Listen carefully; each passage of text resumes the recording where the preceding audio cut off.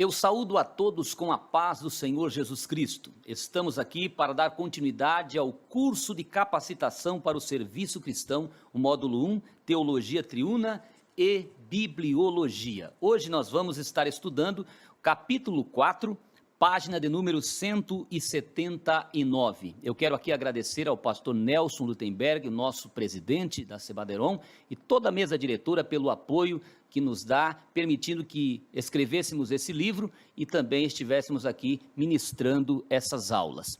Nós vamos para os nossos slides. Aí nesse primeiro slide nós temos o texto de 2 Timóteo 3,16, dizendo assim: toda a escritura é divinamente inspirada e proveitosa para ensinar, para redarguir, para corrigir, para instruir em justiça. O assunto nosso fala sobre a mensagem da Bíblia e algumas especialidades. Vejamos então aí a mensagem do Pentateuco no nosso primeiro slide. Diz assim, livro de Gênesis, livro do Êxodo, Levítico, Números e Deuteronômio. Pentateuco vem do grego Pentateuco, de 5, e que é formado por Penta, 5, e Teucos, que é livro. Então são 5 livros: Gênesis, Êxodo, Levíticos, Números e Deuteronômio. A mensagem do livro de Gênesis. O livro de Gênesis ele tem como tema o pecado do homem e a redenção oferecida por Deus para Adão ali quando pecou. E veremos esta promessa seguindo por todo o livro. Então começa falando da criação e segue ali pelo pecado do homem, e depois mostra as desobediências que o homem continuou a praticar, o dilúvio, Deus preparando Noé e conversando com Noé para que preparasse uma arca. Depois vem Abraão, chamado para ser o pai das nações, e através dele a salvação alcançar até os confins da terra. Na sequência vem então Isaac, Jacó, José, e assim o livro de Gênesis ele encerra com a história da morte de Jacó ali e com José. É um livro maravilhoso que nos ajuda a entender como Deus criou o mundo, como o homem perdeu muitos privilégios, mas que lá no Apocalipse nós veremos que Deus dará a ele novamente a devolução daquilo que foi perdido no Gênesis. No livro do Êxodo, a palavra Êxodo significa saída, então o tema é partida, porque o povo de Israel estava preso no Egito, ali escravizado por uma média de uns 400 anos, e agora ele é tirado ali do Egito com mão forte e poderosa através do chamado de Moisés, e eles seguem a caminho de Canaã pelo deserto. Eles saem do Egito e num prazo de 3 meses eles estão agora no Sinai, onde permanecerão por 1 ano, onde receberão todas as leis divinas. Nós temos o livro do Levítico. O livro do Levítico ele tem como tema a santidade. Esses livros todos foram escritos aí aproximadamente no ano 1500, esses 5 livros, e todos eles por Moisés. Então trata aqui no livro de Levítico sobre a santidade. É um livro que muitas pessoas evitam estudar, porque trata muito da cultura judaica, que é bem distante da cultura nossa brasileira. Mas eu digo, nem por isso você deve deixar de ler e estudar profundamente, porque é um livro preciosíssimo. Só a palavra santo, ela aparece 86 vezes aqui nesse livro. A expressão, por exemplo, assim diz o Senhor a Moisés, aparece 50 vezes aproximadamente. Imagine Deus falando diretamente com o homem. Então é um livro que você não pode perder, sem falar nos sacrifícios que são tipo de Cristo, que morreu na cruz do Calvário como o Cordeiro que tira o pecado do mundo, como diz em João 1:29. Então nós temos o livro também de Números. O livro de Números trata da caminhada do povo de Israel no Egito. O tema dele é a fé como o recurso que nós precisamos ter na caminhada. como diz em 2 Coríntios 5 e 7, andamos por fé e não por vista. O povo de Israel precisava aprender a andar por fé. Infelizmente, eles não fizeram isso logo de início. Deus já havia aberto o Mar Vermelho, muitos milagres haviam acontecido ali, mas eles estavam com o coração endurecido, e quando os espias vão à terra de Canaã, que retornam, eles dizem: os homens de lá são muito grandes. 10 dos 12 espias defamaram a terra por falta de fé e de coragem, mas Josué e Caleb se levantaram corajosamente com muita fé. Entretanto, o povo se revolta e pega em pedras para apedrejar a Josué e Caleb, e essa revolta entristeceu a Deus pela incredulidade, de tal maneira que eles que estavam a pouco para chegar em Canaã, porque da saída do Sinai até Canaã seria com poucos dias, agora eles delongam a jornada, e o texto vai nos ensinar que cada vez que eles erram, é como se eles tivessem que dar mais uma volta no deserto, e ficaram 40 anos dando volta no deserto. Nós temos muitos crentes que nessa caminhada para o céu, a Canaã celestial, estão dando voltas no deserto por reclamar e murmurar, por não andar por fé, querem andar por vista. No livro de Deuteronômio nós temos então a palavra, Deuteronômio está se tratando desses últimos tratados de Moisés, ou seja, Moisés, ele faz uma recapitulação do Êxodo, do Números, do Levítico e do Números, para aquele povo que não tinham recebido os primeiros mandamentos. Os filhos de Israel, de 20 anos para cima, caíram no deserto. Aqueles de 20 anos para baixo eram ainda muito meninos na compreensão, e os outros que nasceram durante os 40 anos não tinham conhecimento da lei de Moisés que foi recebida no Sinai, e agora Moisés recapitula esta lei e fala para ele das promessas gloriosas de Deus e das maldições para aqueles que não obedecessem à palavra. Então, Deuteronômio é um documento de conserto. Nós temos aí no nosso próximo slide mensagem dos livros históricos. Os livros históricos são 12, Josué, Juízes, Ruth, 1º e 2º Samuel, 1º e 2º Reis, 1º e 2º Crônicas, Esdras, Neemias e Ester. O livro de Josué foi o sucessor de Moisés, e ele agora tem a obrigação de dar continuidade naquilo que Deus entregou a Moisés. Interessante que lá no início ele abriu o Mar Vermelho, Moisés abre o Mar Vermelho, agora no comando de Moisés, Deus abre o Jordão, para que o povo que não tinha tido aquela experiência, tivessem essa gloriosa experiência. O nosso Deus é tremendo.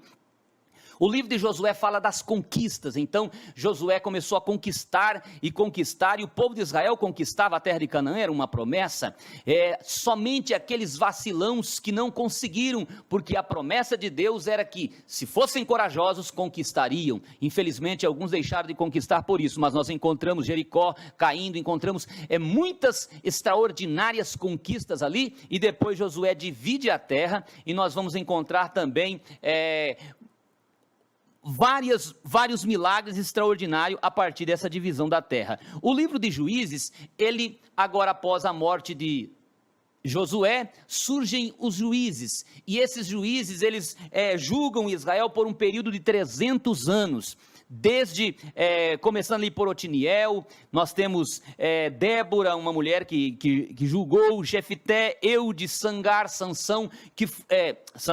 Samuel, que foram juízes fortes na fé, mas nós temos alguns que foram fracos na fé, como foi o caso de Abimeleque e de Sansão, e nós temos alguns juízes, por exemplo, que não foram tão fortes, mas ajudaram, como no caso de Baraque e de Sansão, que a gente pode dizer que foram juízes vacilantes na fé. Então conta aí a história de um período negro, um período de muito sofrimento. Cada vez que eles desobedeciam, que se afastavam de Deus, o sofrimento vinha, a escravidão vinha, mas cada vez que eles se arrependiam, o Senhor estendia a mão e trazia eles de volta. Nós temos então o livro de Ruth, que é esse outro livro também, um livro da época dos juízes. É importante entendermos, é uma história a par, um livro a par, mas que trata da época dos juízes, quando Elimeleque, que significa pai de rei, com seu filho Malom e Quilion, que significa definhado e adoentado, eles saem de Belém, que é a terra do pão, que significa a terra do pão. Noemi, que era era a esposa de Meleque, que significa sorridente, saem da terra do pão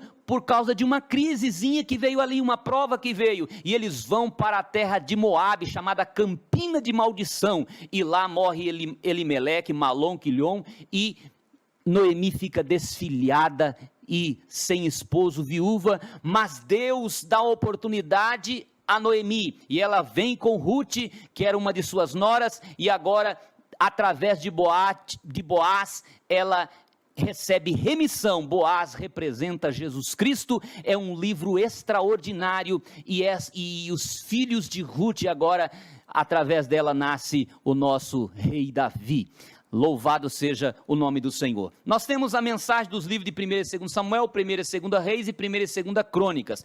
Esses 3 livros, eram 3 livros, aqui na nossa Bíblia são 6 livros, mas na de Israel, a dos judeus, é apenas 3. Então, o 1 e 2 Samuel, ele foi escrito por Samuel, por Gade, por Natã, pela história, porque Samuel já morre logo no final do primeiro livro, nós encontramos a morte de Samuel. Mas interessante neste livro é que Deus abençoa a Davi, Deus abençoa a Samuel, e aqui há um período de transição dos juízes para a monarquia, onde é estabelecido o primeiro rei, que se chamava Saul, mas que não obedeceu a Deus, e aí Deus então levanta a Davi. Interessante que Davi foi ungido, mas só que aproximadamente 20 anos depois é que ele chegou ao trono. Por quê? Porque temos que esperar o tempo de Deus. Muitas vezes Davi teve oportunidade para tomar o trono à força de Saul,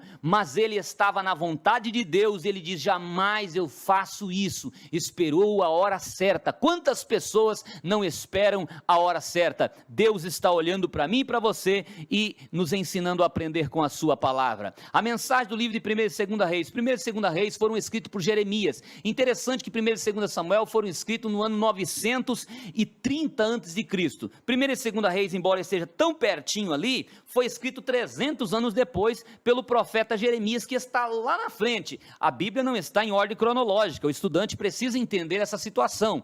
Então Jeremias escreve esse livro de reis, que falam da história dos reis de Judá e os reis de Israel. Por quê? Porque Deus levantou o rei Saul, e o rei Saul, ele rejeitou a Deus, aí Deus levanta Davi, e depois de Davi vem Salomão, o sábio Salomão. Então esses 3 reis reinaram em Israel, mas quando nasceu o filho de Salomão, chamado Roboão, ele não utilizou de inteligência e acabou então dividindo o reino, e o reino de Israel agora se tornou 2 reinos, reino de Judá e reino de Israel, com 2 nomes, e agora então esses 2 reinos começam a ter os seus reis. Tanto o reino de Israel quanto o reino de Judá tiveram 19 reis, mas o reino de Israel não queria adorar a Deus lá no templo de Salomão, e acabou levantando bezerros através de Jeroboão, que era o outro rei, e nós sabemos que os 19 reis de Israel, nenhum serviu a Deus. Os 19 reis de Judá serviram a Deus, alguns deles falharam, outros serviram a Deus, e por isso essa nação durou mais tempo. Mas em 722, a nação de Israel vai cativa, e em 606, a nação de Judá também vai cativa, porque imitou os pecados de Israel, que tinha ido presa mais de 150 anos antes. O livro de Reis conta essas histórias. O livro de 1 Crônicas e 2 Crônicas, ele foi escrito por Esdras, aqui nos anos 450 a 425 antes de Cristo. Ele apresenta as genealogias, já é um livro de genealogia, desde Adão até Davi, e na sua segunda parte apresenta o reinado de Davi, a arca, as guerras, o recenseamento, a construção do templo, e no segundo livro de Crônicas, ele vai trazer informações sobre Salomão, e depois sobre os reis de Judá, até ao rei Ezequias, os reis de Judá que começam com Roboão e vai até o último rei de Judá, que se chamava Zedequias, quando Jerusalém foi tomada por Babilônia. Nós temos a mensagem dos livros de Esdras, Neemias e Ester. Esdras, Neemias e Ester, eles são livros muito próximos. O livro de Esdras foi escrito em 456 até 464 antes de Cristo, e ele fala do regresso do povo que foi levado para o cativeiro. Interessante que eu acabei de falar do cativeiro, o livro está bem aqui, o cativeiro vai acontecer um pouco lá na frente, segundo a história, nós vamos encontrar lá em Jeremias, mas aqui já está retratando então, o livro de Esdras, também não está em ordem cronológica, ele vai trazendo para nós então a história do retorno do povo de Babilônia, sob os cuidados dele, e ele restabelece a lei, porque ele foi um dos homens que organizou o cânon do Antigo Testamento, né? E aí nós temos então o livro de Neemias, o livro de Neemias também é escrito por Neemias, em 445, ele narra os esforços daqueles que retornaram do cativeiro, porque pouco tempo depois que o povo retorna do cativeiro, Neemias, que era copeiro do rei, ele ficou sabendo lá na Babilônia, ou lá na Pérsia, não Babilônia, mas na Pérsia, que aqui a situação não estava boa, e ele falou: como eu posso ficar alegre se as coisas de Deus lá em Jerusalém não estão boas? Eu preciso reconstruir os muros da cidade, o templo está sendo construído, mas não tem muro. E aí o rei deu permissão a ele, e ele vem então para reconstruir. Essa história é a história do livro de Neemias. O livro de Ester é um livro maravilhoso, que também fala daquele povo que ficou lá na Pérsia, e de repente Amã cria uma lei para destruir os judeus, e cria nas 127 províncias, porque era o império da Pérsia, mas Deus, com a mão poderosa, livrou Mardoqueu, livrou Ester, e livrou todos os judeus da morte, e o inimigo de Deus e do judeu, chamado Amã, ele foi para a forca. Depois nós temos os livros poéticos, então, aqui, que são 5, nós temos aí no nosso próximo slide, Jó, Salmos, Provérbios, Eclesiastes e Cantares de Salomão. O livro de Jó, ele foi escrito por Moisés, Eliú, ou até pelo próprio Jó ou Salomão, não sabemos. O certo é que Jó foi um contemporâneo ali de José, lá do Egito. Então o livro de Jó, na ordem cronológica, teria que estar perto de Gênesis. É importante isso ao estudante da Bíblia. O livro de Jó conta as calamidades que o patriarca sofreu. 7.000 ovelhas foram queimadas, 3.000 camelos foram roubados pelos caldeus, 500 juntas de boi, 500 jumentas também foram levadas pelos sabeus, e de repente os filhos dele todos morreram, e depois vem 3 amigos dele, ele faz Bildad e Zofar, e acaba perturbando a vida dele naquela angústia, e a Bíblia diz que os parentes mais chegados abandonaram, e ele ficou lá às traças, mas Deus não abandonou, e ele diz: eu sei que o meu Redentor vive, e por fim se levantará sobre a terra, e Deus o defendeu. A mensagem do livro dos Salmos: o livro dos Salmos é um livro que ele é dividido em 5 outros livros, é importante, do capítulo 1 ao 41 é o primeiro livro, do 42 até o 72 é o segundo livro, do 73 ao 89 é o terceiro livro, do 90 até o 106 é o quarto livro, e do 107 ao 150 desse capítulo é o 5º livro. O livro de Salmos, ele tem o título de louvor e adoração a Deus, ele é o inário de Israel, então é um livro que está na nossa Bíblia, mas era a harpa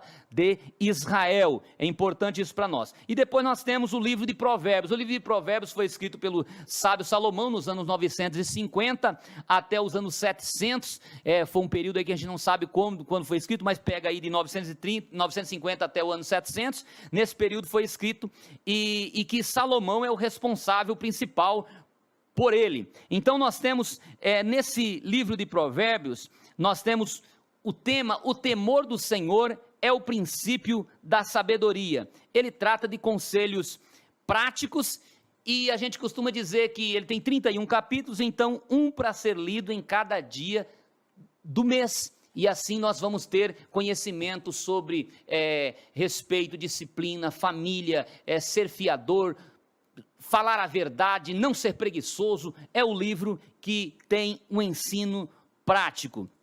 E aí nós temos então a mensagem do livro de Eclesiastes. A mensagem do livro de Eclesiastes também foi escrito por Salomão. Salomão, que escreveu esse livro no ano de 940, por aí, ele escreveu já na sua idade. Interessante que Provérbios é produzido quando ele está mais novo, porque há uma diferença entre o momento da produção do livro, irmãos, e o momento em que ele foi escrito. Eu posso ter produzido um livro aqui e deixado ele meio que não montado, e depois de 100 anos ou 200, alguém vem e monta aquele livro, organiza o livro, mas eu sou o autor do livro. Então, é importante observar isso aqui. Por isso é que no livro de Provérbios a gente falou que pega em um período de 200 anos. Agora nós temos então aqui o livro de Eclesiastes falando sobre a transitoriedade da vida, sobre a vaidade e como a nossa vida é curta, o descuido das pessoas que colocam o seu coração nas riquezas,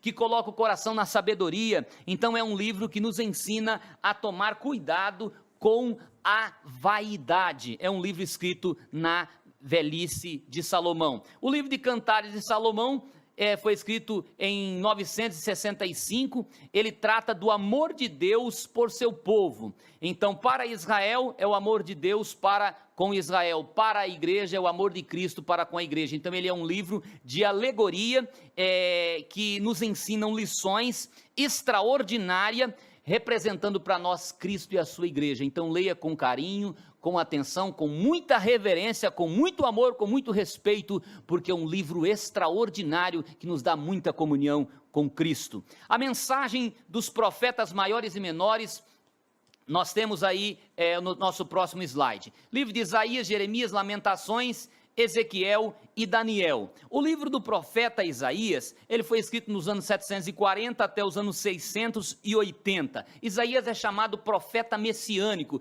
pela inumerosidade de profecias que ele produziu a respeito de Cristo, desde o nascimento, desde a morte, ressurreição. Ele é um profeta messiânico, fala também do milênio, e o livro de Isaías é uma mini bíblia, 66 capítulos. Os 39 capítulos antes fala do Velho Testamento e os 27 capítulos posteriores falam do Novo Testamento. É extraordinária, Deus faz as coisas bonitas para nós. E Isaías profetiza para a Babilônia, profetiza para a Síria, para a Filístia, para Moabe, para Damasco, para a Etiópia, para o Egito, para Edom, para a Arábia, para Jerusalém e para Tiro. Então não só para o povo de Deus, porque não é somente Israel que faz parte do grupo daqueles que precisam ter conhecimento de Deus. A mensagem do profeta Jeremias, o profeta Jeremias, ele traz uma exortação, e uma exortação com lágrimas para Judá, porque no momento da vida de Jeremias, Israel já tinha sido levada cativa para a Síria em 722, agora Judá está pecando à semelhança de Israel, e Jeremias começa a chorar, capítulo 9, versículo 1, ele diz: oxalá minha cabeça fosse uma fonte de água e os meus olhos uma fonte de lágrimas, então eu choraria de dia e de noite os mortos da filha do meu povo. Deus disse a Jeremias lá no capítulo 16, 1 a 3, dizendo que não era para ele casar, porquanto aquelas mães que tivessem filhos, seus filhos não seriam sepultados, serviriam de esterco, seria extraordinário, seria terrível, e Jeremias então, recebendo essa ordem para não casar, não casou em obediência.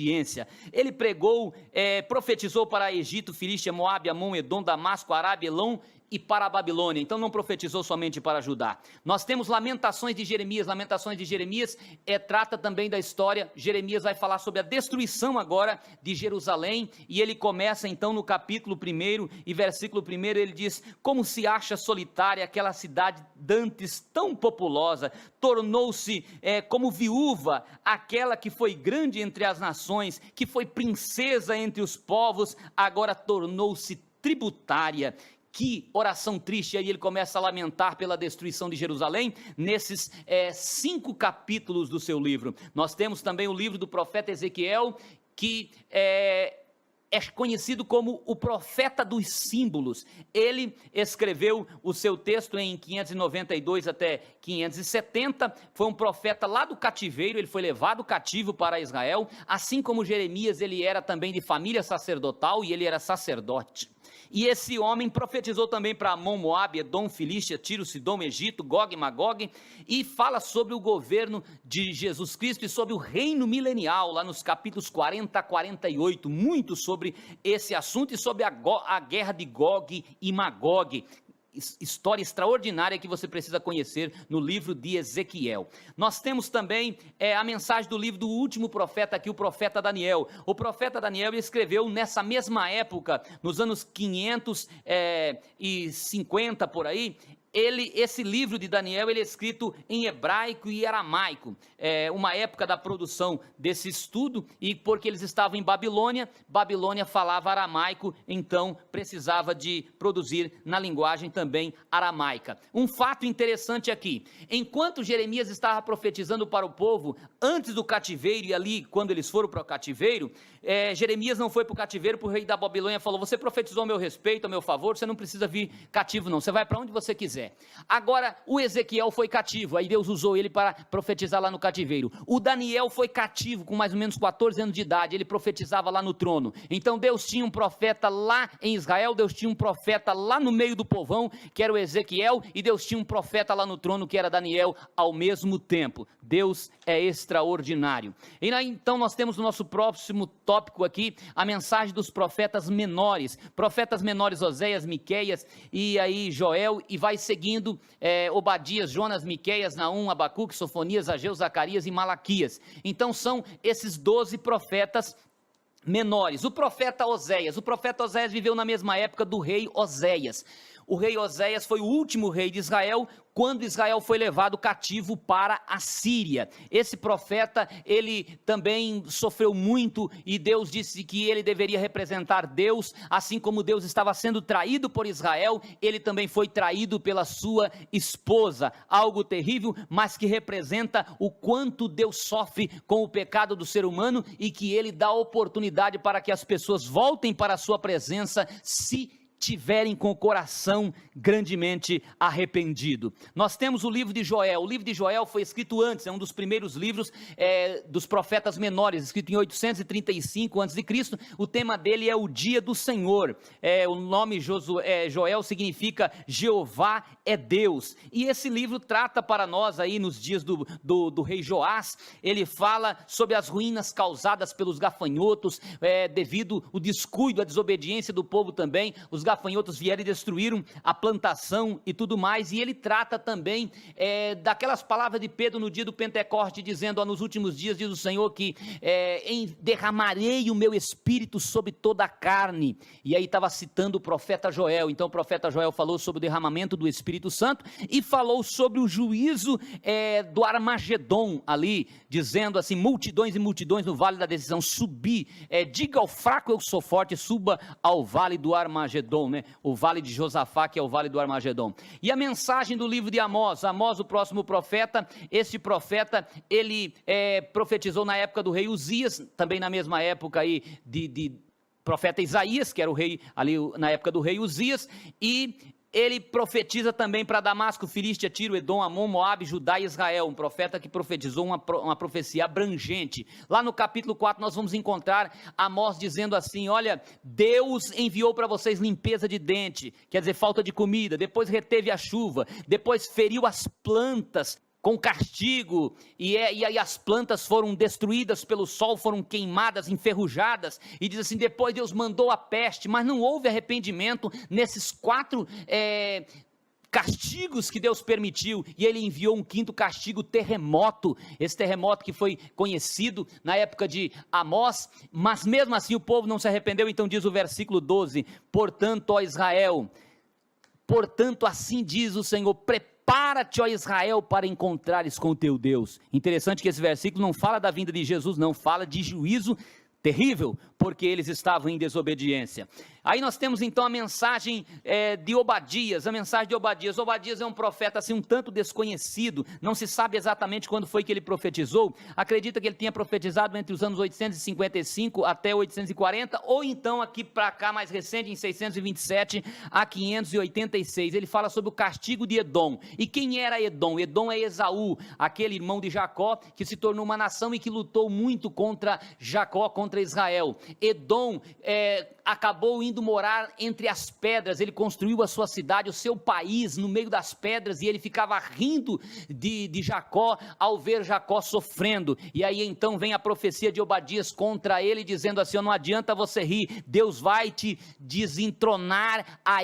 desentronizar aí das pedras, no meio dessa cidade alta onde você mora. E ele foi, na verdade, eles foram tirados ali, eles foram arrancados pelos nabateus, Deus, e eles foram para a região da Idumeia, e depois nós vamos encontrar Herodes, aquele que matou as crianças. Ele não era um judeu, ele era um edomita, e por isso ele tinha ódio de Israel. É importante essas histórias. Nós temos então, depois de Obadias, nós temos o livro de Jonas e o livro de Miqueias. O livro de Jonas nós conhecemos muito bem, o nome dele se chama Pomba, esse homem que resolveu desobedecer a Deus a princípio, mas depois ele acabou obedecendo ao Senhor, e Deus salvou os ninivitas, uma história extraordinária. Deus salvou os ninivitas ali, que depois tem muita coisa para frente ainda em relação a esses ninivitas.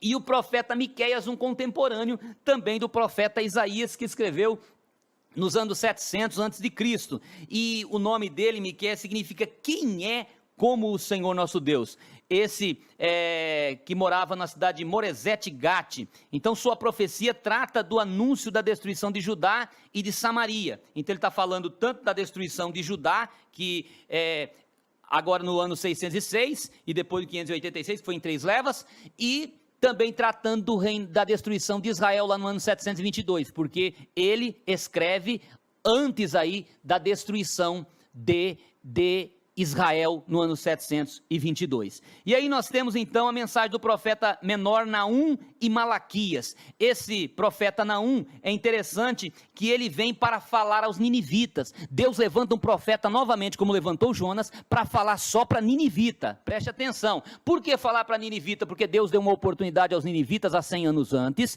e agora os ninivitas haviam aceitado a Deus, mas depois de 100 anos esqueceram de passar o ensino para os seus filhos. E Deus então levanta Naum e diz assim: fala com os ninivitas, porque eles fizeram um pacto comigo, eles precisam atender ao pacto que foi dado e que foi feito. E aí nós temos então a mensagem agora de Abacuque, que significa um abraçador, que foi do ano 607, ele era um estilo um filósofo. Ele perguntava, ele dizia: Deus, por que esse povo do Senhor está desobedecendo e o Senhor não está fazendo nada? Olha que pergunta. E aí Deus diz assim: fica tranquilo, Abacuque, eu estou mandando uma nação poderosa, Babilônia, ela vai vir, vai destruir.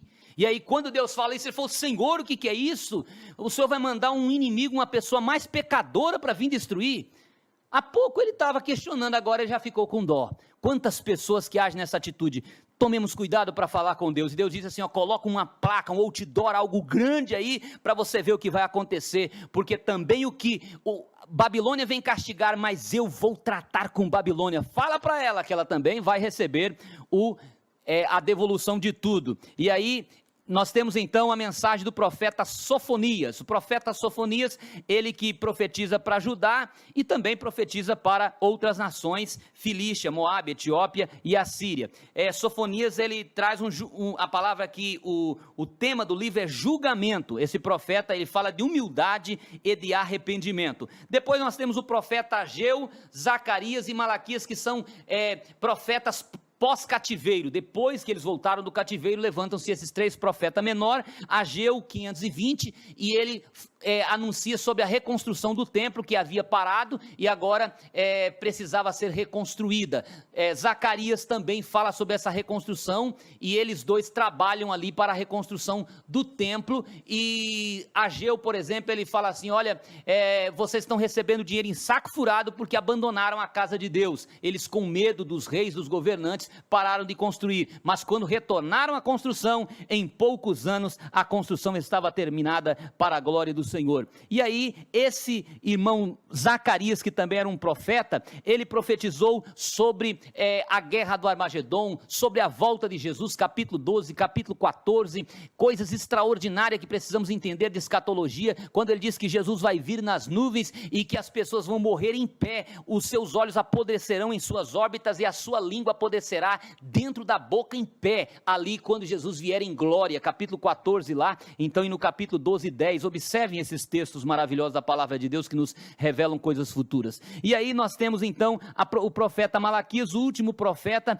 que vem com uma mensagem poderosa, o nome dele significa mensageiro, e ele vem falando sobre Israel e dizendo que Deus haverá de trabalhar na vida de Israel, mas que eles deveriam ser obedientes e que eles deveriam abandonar aquela desobediência, aquele desleixo no sacrifício. Estavam oferecendo sacrifício de animal doente, eles estavam rejeitando as suas esposas, e agora Deus iria tratar fortemente com eles, e a palavra dele era muito forte, dizendo assim: Deus está cansado de vocês. E aí ele conclui no capítulo 4, dizendo assim: certamente aquele dia vem ardendo como fornalha, que será que todo soberbo e todo que comete impiedade será como restolho, porque o dia que está para vir os abrasará, de sorte que não vai ficar nem raiz nem ramo, mas para os que praticam a justiça nascerá o sol de Deus, e eles vão sair pulando e saltando com alegria. É a esperança da igreja, é a esperança do salvo, é a esperança do povo de Deus. Assim nós encerramos o Antigo Testamento. Vamos para o próximo slide aí.